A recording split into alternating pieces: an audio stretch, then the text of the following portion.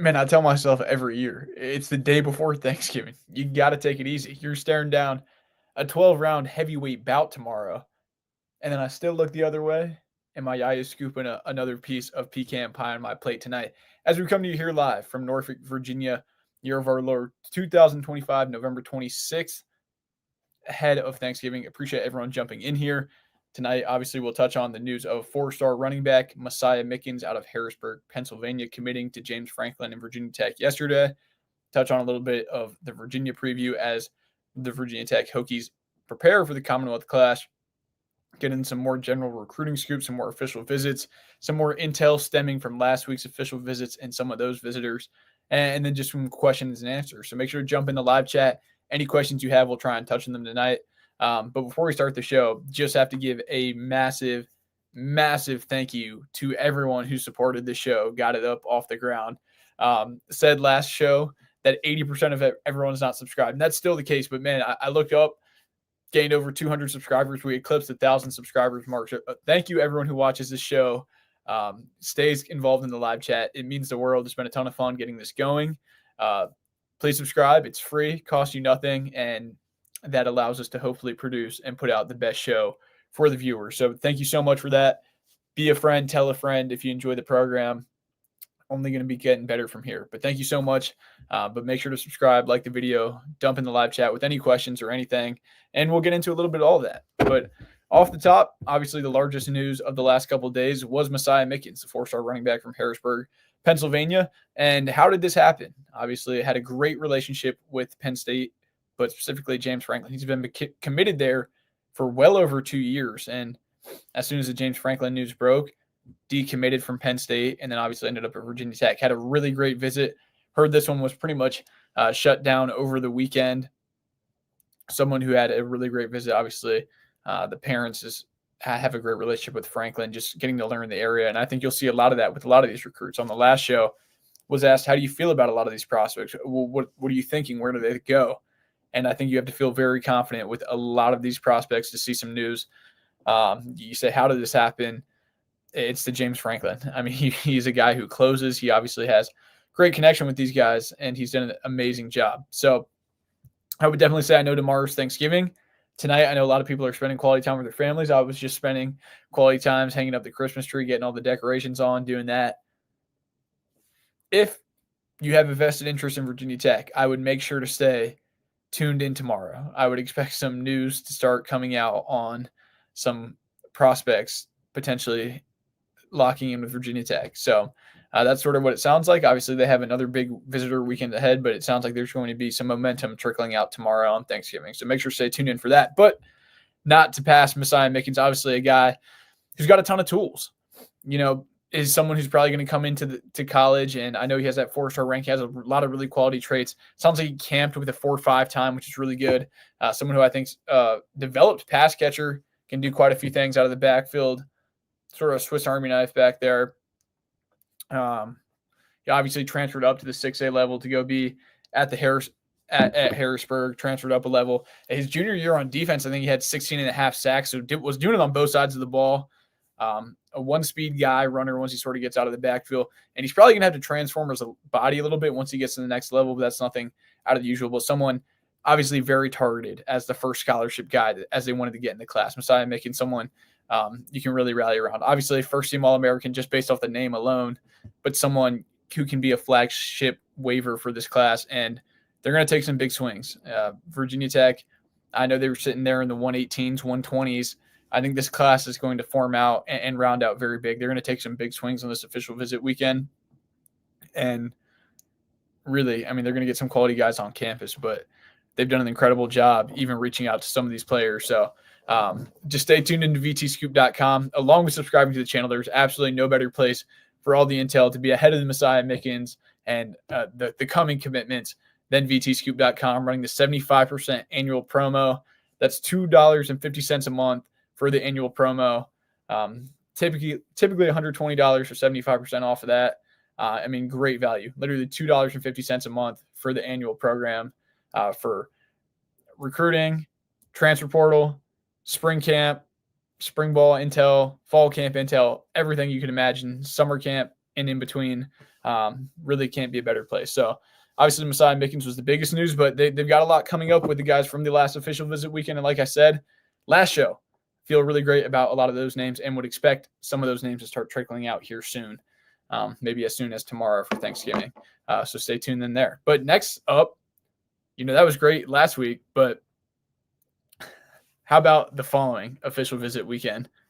This upcoming weekend, as we talked about on this show last week, Davian Fat Rat Brown out of Trinity Episcopal in Richmond, Virginia. He will be back on campus for Virginia Tech this weekend. So this is a little bit different than some of those other prospects. When we talk about a Matt Sieg, a Messiah Mickens, some of these other guys that have no familiarity with Virginia Tech. But he is kind of similar in the same vein as a Matthew Lama, who's been to Virginia Tech quite a few times. So that'll be obviously really, really big because he has familiarity with the area, knows obviously Fontel Mines very well, being his area recruiter. That'll be big, obviously getting him on campus. You talk about a Terry Wiggins. I mean, that's a top 247 guy who obviously has a great relationship with James Franklin. A lot of these guys, that's what it's going to come down to is a relationship with him. He's out of Pennsylvania, top 247 linebacker, obviously Virginia Tech. It's well documented the struggles of recruiting the linebacker position. Now you've sort of found probably a cornerstone guy there in Noah Chambers, but I mean, that's a pretty big guy to even get on campus. Maddox Cochran, obviously the recent Wisconsin decommit from Richmond, Virginia, another guy who's seen Virginia Tech quite a few times, was up last weekend unofficially, will return for another official visit. You want to stick on the offensive line, Tommy Wilder from Green Run, he'll be taking an official visit. Obviously someone who committed back on July 5th, decommitted with the news of Brent Pry, but I have a crystal ball in for Virginia Tech and him. You got to feel really great right there. His teammate Cam Johnson is going to be up there officially visiting. One that we don't have full confirmation on, but wouldn't be shocked to see Xavion Cleveland, their teammate. Obviously, James Franklin and staff very, very high on them.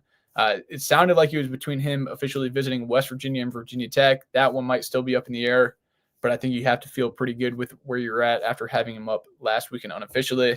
Also on the visit list this weekend, as I saw a comment about it, Tyson Harley, who didn't make it up last weekend, obviously up there in D.C. because he had the West Coast Conference, whatever it is up there, championship game, so he wasn't able to make it. He'll be up this weekend. And then Amari Polidor as well, obviously from St. Francis. So those are some of the other names, as well with I said, Cam Johnson, Tommy Wilder, quarterback commit Cole Bergeron, which we touched on last week, which is really big, as they took Troy Hune last week on the visit, and now Cole Bergeron will be taking his first official this week, as well with guys like Terrell Simpson, the offensive lineman down from Leland, North Carolina, and Buddy Wegdom, who canceled his Duke official visit to go to Virginia Tech. So very big official visit weekend. It's going to be very interesting as you're going to be hosting a weekend, not only not over the summer, but in the fall with no game. So you're going to get a lot of really quality time with the new staff as they're building it out, a lot of really quality conversations with James Franklin, and to see the campus at a different time of the fall when, a lot of people are gone on break and get a different look. So I think it's going to be a very football-centered weekend. It'll be interesting to hear as reports start to trickle out from that weekend. Maybe a couple names could slide out. We'll keep you posted if any of those plans change. But as of right now, that's sort of what the list looks like. So another very, very jam-packed weekend for Virginia Tech with news expected here in the following days, trailing out of last week. But with that's sort of the recruiting. Make sure you got people jumping in here. Subscribe to the channel. Thank you so much. Just recently apex 1,000 subscribers. So thanks everyone who supported the show. Like the video, share it with a friend, jump in the live chat for any questions. And yeah. But moving on, right on to the next subject, UVA week. Obviously, the Commonwealth Clash, hopping into a preview.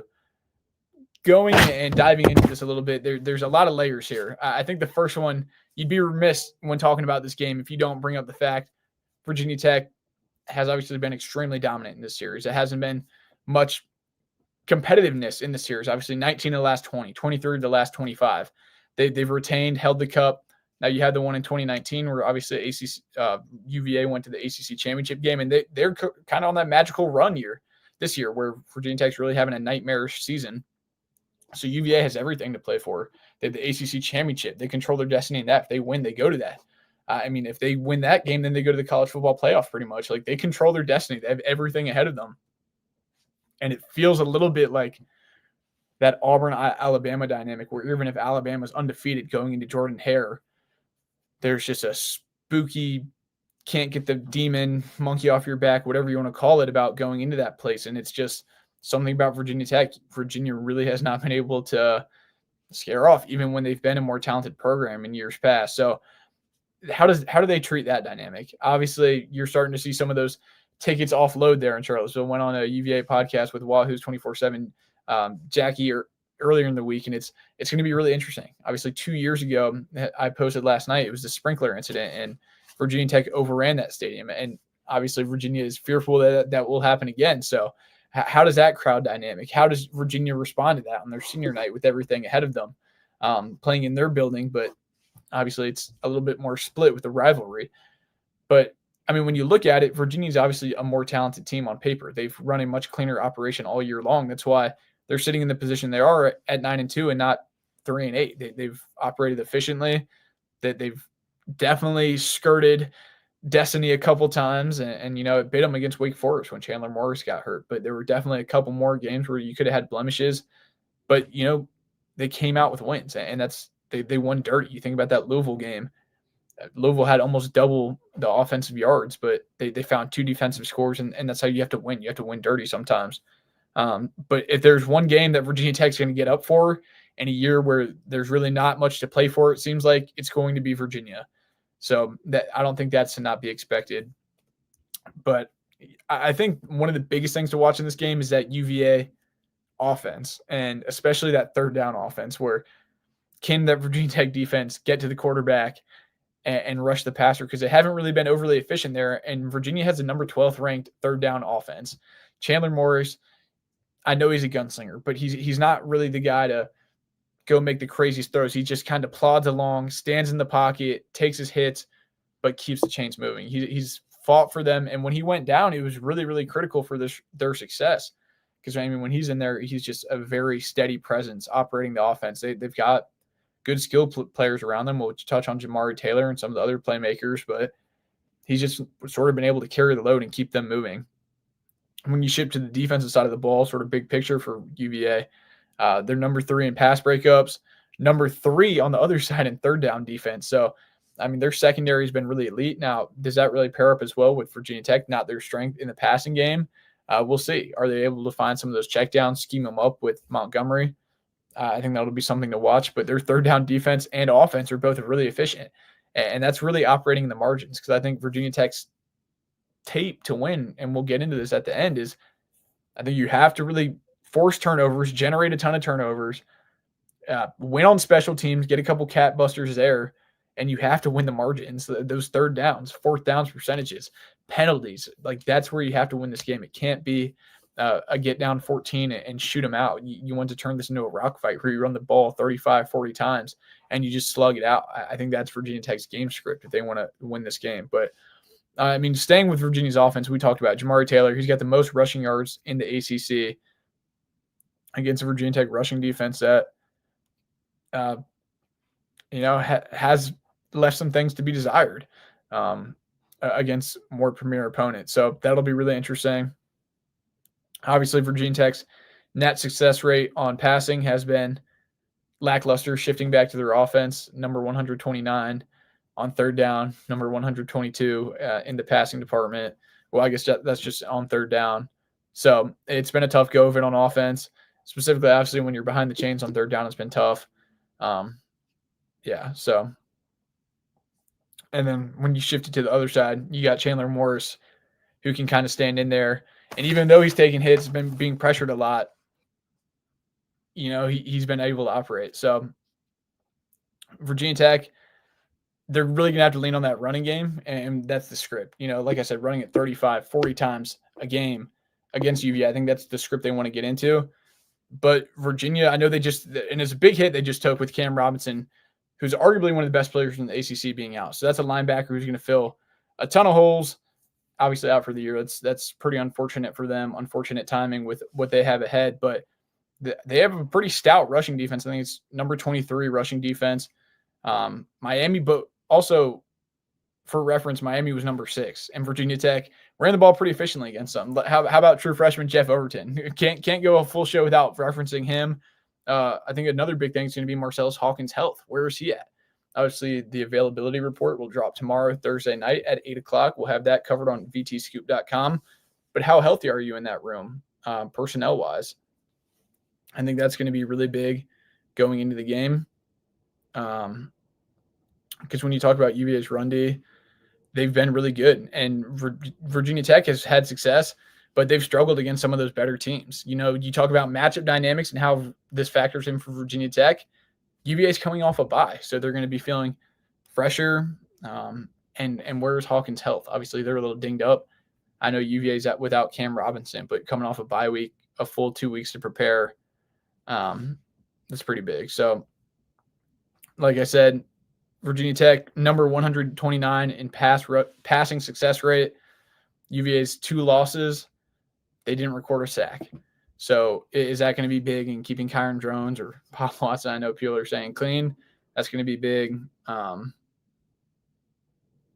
Tech's third down defense has been relatively good, but against the good teams like Miami, Florida State, and some of those other opponents, they've really toughed it out. But I think for Virginia Tech, the way to win this game is through turnovers. You got to win special teams, have a couple of big plays there, and operate in the margins. You want to make this a rock fight, run the ball 35 plus times, and you're not going to be able to play from behind and catch up. So I think that's how they win it. And predictions will be coming out Friday. I haven't exactly made mine firm in stone yet, but that's sort of just some of my notes and thoughts here jotted down on a Wednesday night prior to Thanksgiving. Some recruiting scoop and intel. I know a lot of people are obviously spending a lot of quality time with the family, but we'll hop into some questions. And yeah, that'll be the show for tonight. So appreciate everyone in here.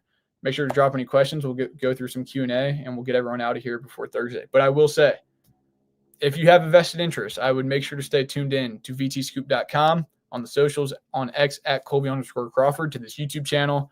Might do a couple of single quick hitter videos because we are expecting some news tomorrow. So I would say plugged in for that. Hop in some questions and we'll get everyone out of here. Thank you so much again. Subscribe to the channel. Just recently surpassed 1,000 subscribers. So thank you all. You made that possible. Got the Real Women's Basketball saying visitor list for the weekend. We went through that at the top of the show.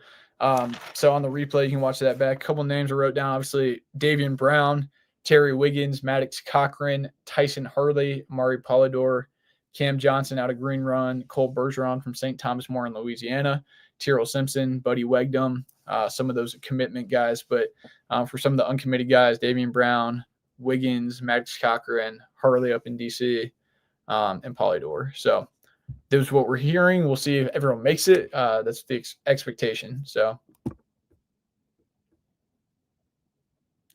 this is a good question, and still trying to piece this together. That's why I said earlier on the show, from the Hokies 9, what will the OVs look like with the team in Charlottesville?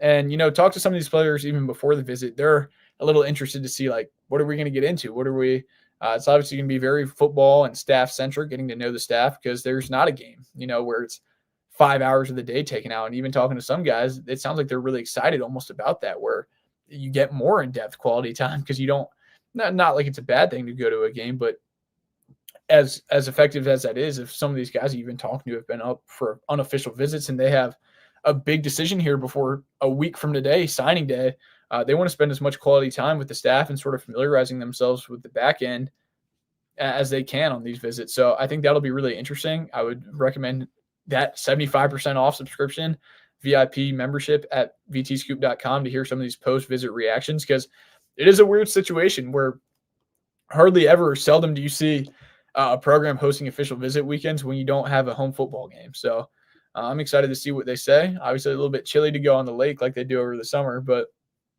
I'm sure they'll have the program turned up. It sounds like the operation has been first class for everyone, even in this new regime, when they're still a little bit limited on resources and staffing and still getting acclimated. It sounds like everything has still been first class. And obviously you saw that, Messiah Mickens and some of these names are going to start trickling in. As much as that connection is with James Franklin, they had to see the vision. And I think they executed that really efficiently that first weekend. And I think they have all the things in place to do that again this weekend. So good question.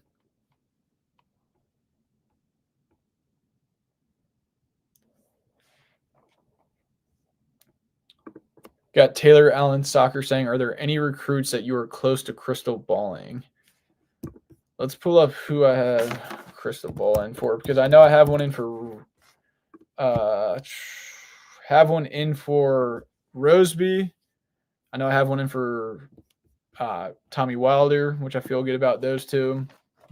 And just recently put one in for Benjamin Azuka, the interior offensive lineman who OV'd later last weekend. One I would probably be close to putting in for just off the top of my head is Troy Hune, the quarterback out of Santa Monica, out there in Santa Monica, somewhere over there, I believe.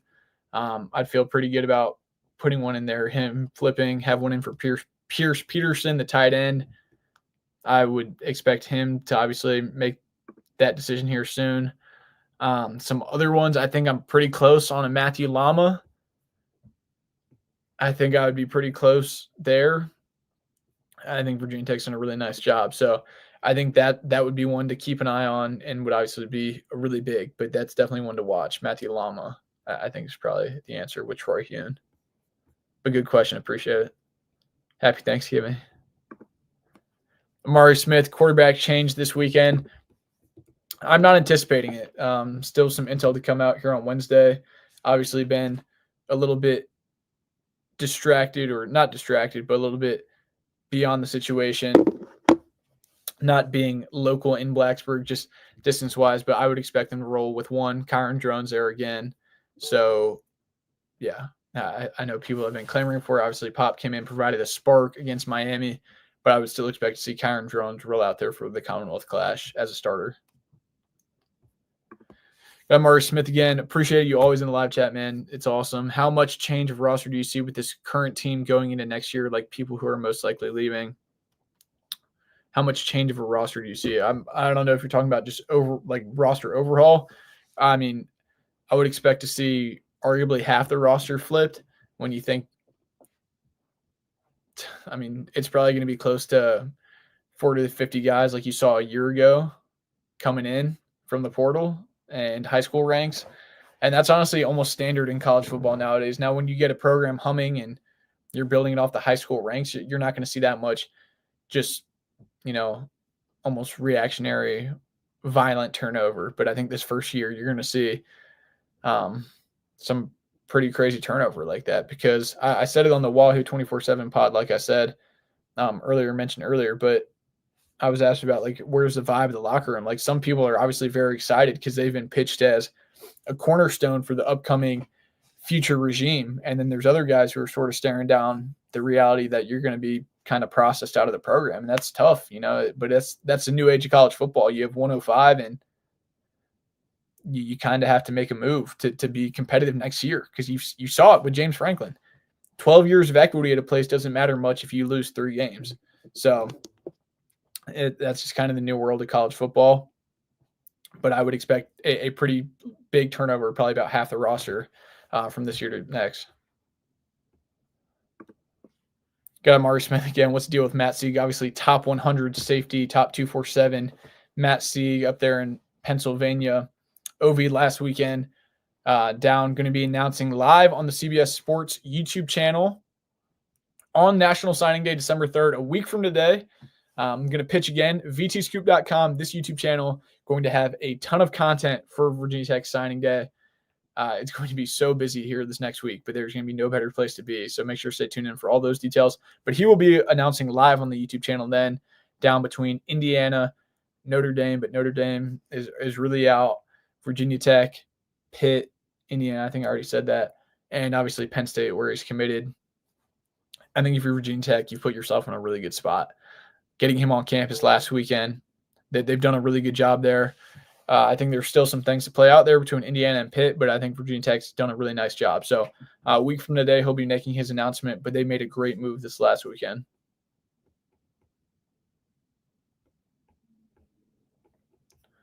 Got Higgins 6A will saying, any staff updates? Since we went live Monday, I haven't heard much. Like I said, haven't been to Blacksburg. Also, been running around here. Got the mom making me do some chores. So we'll try and have more of those heading into next week. Obviously, with National Signing Day, it's going to get a little hectic, but we'll keep those flowing as we hear them. Best place for those updates, vtscoop.com. I keep saying it, but genuinely, 75% off. We have testimonials over there. If you're watching this show right now, the night before Thanksgiving, there's absolutely no way you don't know someone with vtscoop.com or you have a subscription, because it is the best place to be for all the Virginia Tech intel on anything you need. So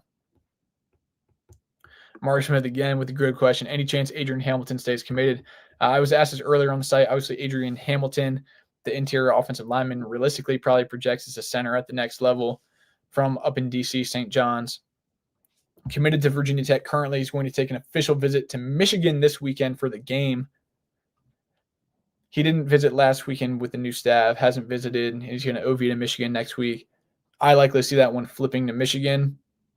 So I don't realistically see that for Adrian Hamilton. Now, he could go and have a tough visit with the staff, but there's just so much instability. You know, he had a great relationship with Matt Moore, and there's a lot of that up in the air right now. So I don't see Adrian Hamilton sticking around in the class, but I think James Franklin is going to do a good job of refilling the offensive line in the 26 class and beyond, just based on some reports of what we're hearing.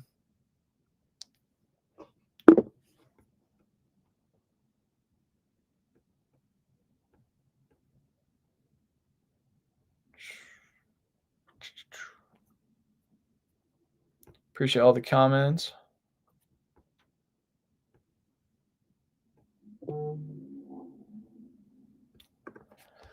This is a good question from Denzel Jones. We all know it's going to be some tough conversations for a lot of the current players. When do we expect that to start? So those exit meetings will start pretty rapidly after this weekend, after the end of the season. And there's that period right before finals.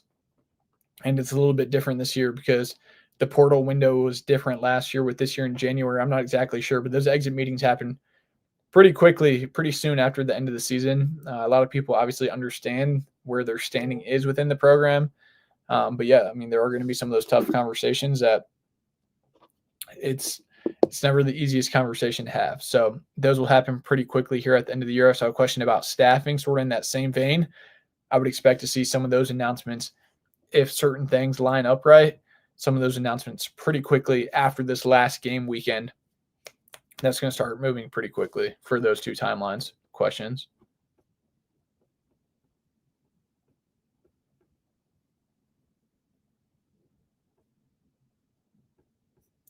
Amari saying you see a lot of players from Penn State coming over. Yes, I do see a lot of Penn State players coming over.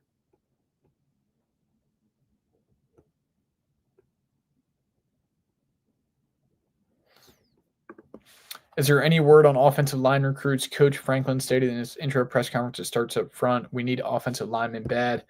Yeah, I mean, they had Marlon Bright on campus. They're hosting Maddox Cochran. They're obviously hosting Tommy Wilder, a four-star guy, a cornerstone guy down there in Green Run. They hosted Roseby Labindus. I mean, they've had quite a few blue-chip offensive linemen on campus. I think he heavily understands that importance, and he's got quite a few guys on campus, and I think they feel very, very good about landing a number, if not all of them. So I think that you're going to see some beef rolling in soon on the commitment trail to pair with Mickens and some of those other names. And obviously you already have Terrell Simpson and Buddy Wegdom in the class, both officially visiting as well.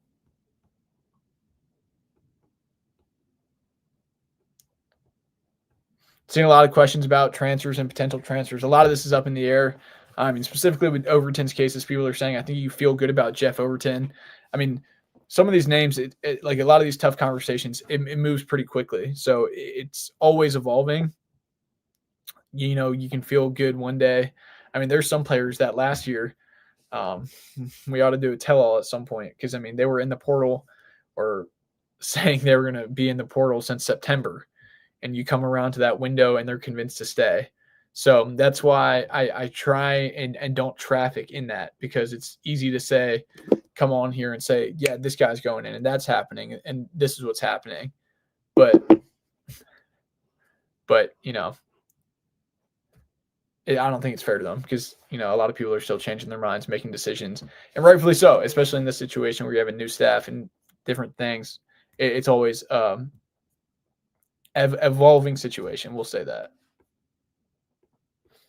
Man, the comments are cracking me up. Someone's talking about the deep run offensive lineman. I'm not sure who you're talking about.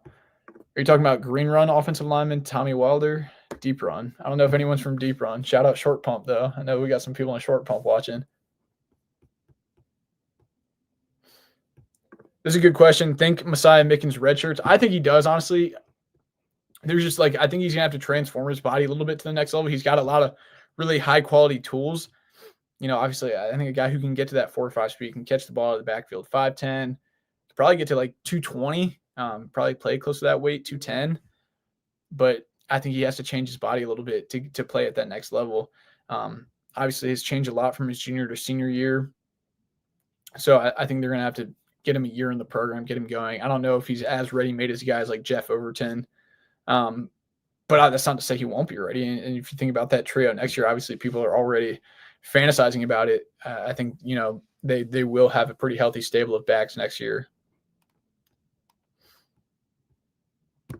Yeah, usually Sunday they have meetings, but you got to think you're going through 105 guys in one Sunday. So some guys are going back home, test. It takes different times for everyone. But yeah, those exit meetings, you'll get intel pretty quickly after that. But obviously it's different this year because the portal doesn't officially open until January 2nd. You'll see a lot of people coming out with blank and blank intends to enter the transfer portal this year.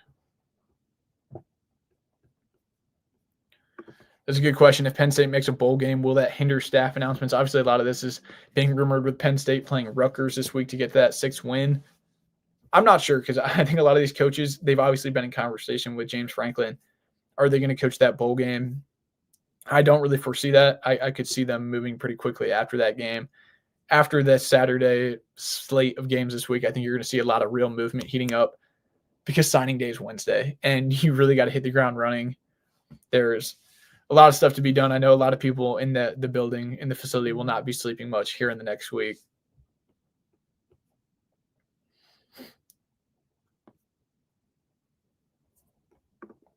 Yeah, I agree here. I don't think Penn State hires Terry Smith.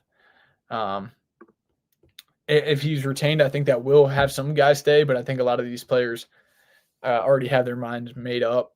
But I don't see them retaining them. So if Terry Smith were to be retained, I think you would see a lot more guys stick around, but you're going to see a master roster overhaul up there as well.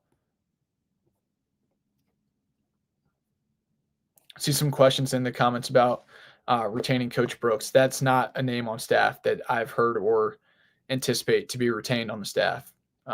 I think they'll probably go another direction at running back. But that's it that we'll touch on here tonight. Quick little bit of a half-hour show right before Thanksgiving. Really, like I said, started the show with it. Cannot thank everyone enough for getting the show to this point. Over 1,000 subscribers in one football season is amazing. It's been a ton of fun. Got to meet a ton of y'all in person this year. So thank you so much for the support. Let's keep it rolling. Subscribe to the show. It's free. Still 80% of the people watching this right now are not subscribed. Let's change that so we can get the production quality even better, meet more people out on the road. But for that, have a great evening. Happy Thanksgiving. Spend some quality time with your family and friends. Take care of each other. Be kind to each other. Have a great night. Enjoy some football this weekend. We'll reconvene following the Commonwealth Clash late from the draws of Scott Stadium. Until then, happy Thanksgiving. God bless.